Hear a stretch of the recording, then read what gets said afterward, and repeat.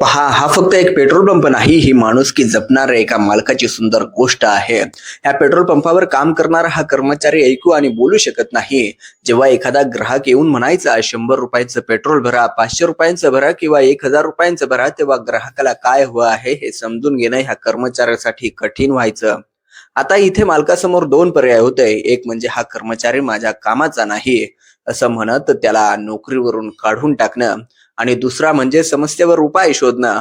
आणि या मालकाने दुसरा मार्ग निवडला. त्याने एक साधा पण खूप सुंदर उपाय केला. एक चार्ट तयार करून घेतला, ज्यावर 100, 500, 1000 अशा वेगवेगळ्या रकमा स्पष्टपणे लिहिल्या. आता ग्राहकाला फक्त आपल्याला जितक्या रुपयांचं पेट्रोल हवं आहे त्या रकमेवर बोट ठेवायचं आणि कर्मचारी लगेच समजतो की ग्राहकाला किती रुपयांचं पेट्रोल भरायचं आहे. फक्त एका छोट्याशा बदलामुळे सगळं सोपं झालं आणि यातून एक खूप मोठी गोष्ट समोर येते. समस्या त्या कर्मचाऱ्यामध्ये नव्हती, समस्या फक्त संवादाच्या पद्धतीमध्ये होती.